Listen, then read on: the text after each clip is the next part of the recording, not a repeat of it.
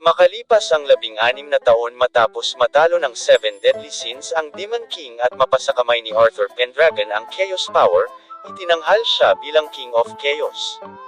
Muling itinatag ni Arthur ang kaharian ng Camelot gamit ang kanyang Chaos Power, ngunit bawat paggamit niya ng kanyang kapangyarihan ay ang pagkasira naman ng kapaligiran sa ibang bahagi ng Britanya.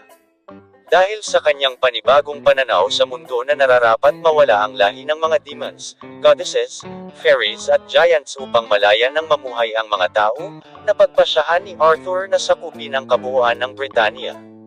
Dulot ng pagbabagong ito ni Arthur, ito ang nagbigay daan upang kalabanan ng iba pang kaharian ng Camelot tulad ng kaharian ng Lions kung saan namumuhay ang Seven Deadly Sins ng mapayapa sa kabila ng pagkakaroon ng iba't ibang lahi tulad ng demons, goddesses, fairies at giants.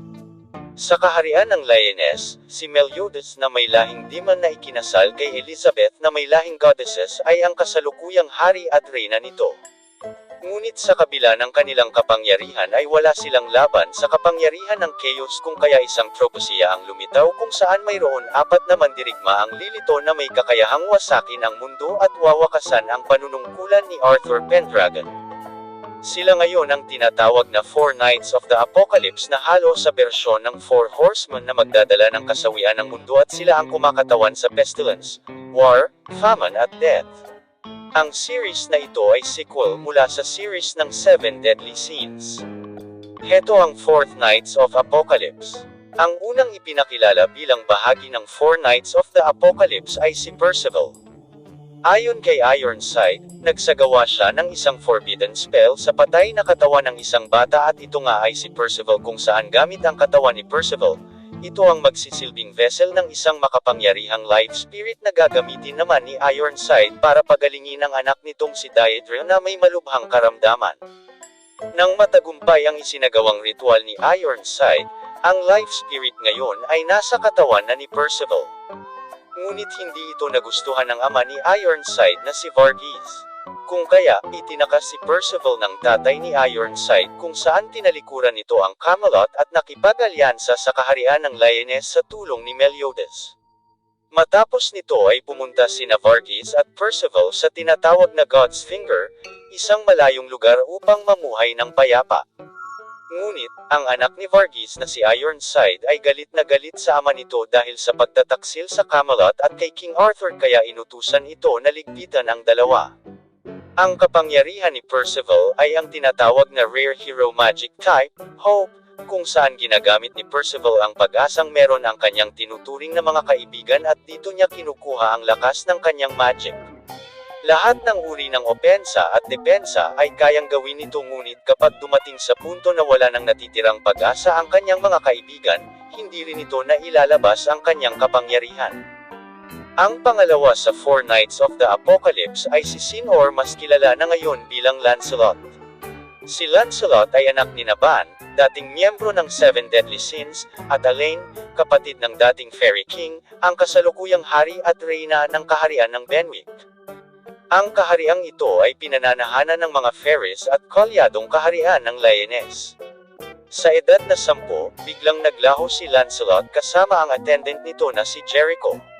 Paglipas ng 6 na taon, biglang nagpakita si Lancelot bilang isang fox sa alias na Sin. Sinamahan niya sa paglalakbay ang tropa ni Percival. Sa bawat paglalakbay na kasama ni Sin si Percival ay ang pagtatagpo rin ng mga kalabang Holy Knights mula sa Camelot, ipinadala para tapusin sila. Upang mailabas ni Percival ang kanyang tunay na kapangyarihan, nagsasagawa sila Sin at Percival ng pag-eensayo.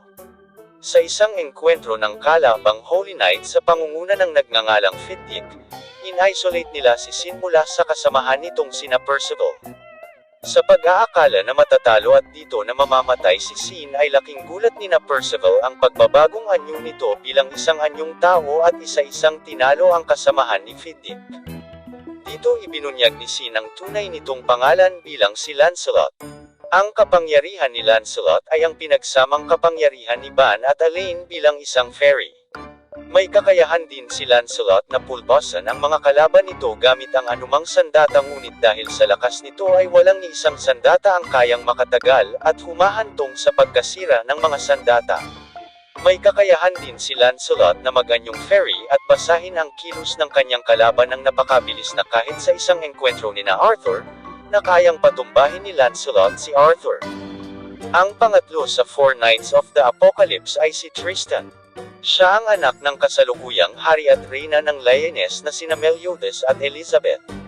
Si Meliodas ay mula sa lahi ng demons habang si Elizabeth naman ay mula sa lahi ng mga goddesses at dahil sa pag-iisang dibdib nila, biniyayaan sila ng anak na may kakayahan ng pareho sa demons at goddesses.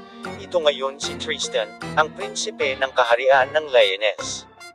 Kung titingnan ang mga mata ni Tristan, meron itong tinatawag na heterochromia na kung saan ang kabilang mata nito ay kulay blue katulad ng kay Elizabeth habang ang kabila naman ay green na katulad kay Meliodas. Dahil sa pinagsamang lahi ni na Meliodas at Elizabeth, bumuo ito ng panibagong lahi na tinatawag na Nephilim kung saan si Tristan ay may kakayahang gamitin ng magkahiwalay o sabay-sabay ang demon at goddess powers.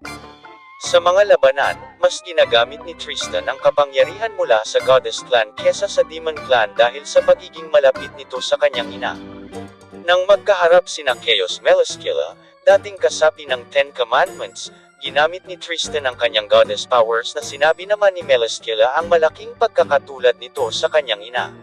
Sa kanilang engkwentro naman ni Arthur, mas ginamit ni Tristan ang demon powers nito kasama si Meliodas upang tapusin si Arthur na humantong sa pagwawala ni Tristan dahil hindi nito makontrol ang demon clan's power. Ang pang-apat sa Four Knights of Apocalypse ay si Gawain, mismong pamangkin ni Arthur. Siya ang kasalukuyang user ng Sunshine na dati ay hawak ni Mael at Escanor. Nagkatagpo ang lahat ng Four Knights of the Apocalypse nang dalhin ni Tristan si Gawain mismo sa Lyonesse at dulot na rin ang isang kaguluhan na naganap mula sa labanang Bellegarde at grupo ni na Percival. Habang naglalabas ng flame magic si Bellegarde ay tila bigla itong naglaho dahil pala ito sa mismong kakayahan ni Gawain bilang kasalukuyang user ng Sunshine, isang uri ng grace na mula pa sa goddess clan na dating hawak ni Mael at napunta kay Escanor na ngayon nasa kamay na ni Gawain. Sa kanilang apat, mas malaki ang potential ni Gawain dahil nga sa Sunshine ngunit dahil sa kakulangan nito ng kaalaman at karanasan sa pakikipaglaban ay madali lamang itong natatalo ng ibang Holy Knights. Katulad ni Escanor ay mataas ang kumpiyansa ni Gawain sa sarili na walang makakatalo sa kanya ngunit kapag mayroon mang makatalo sa kanya, napakaiyakin ito na hindi halos akalain ni Percival na ganitong klase pala si Gawain kapag natatalo. Mabuti na lang at marunong si Tristan na patahanin ang loob ni Gawain at madali nitong nabawi ang kanyang kumpiyansa sa sarili. At dito nagtatapos ang ating anime character review tungkol sa Four Knights of the Apocalypse.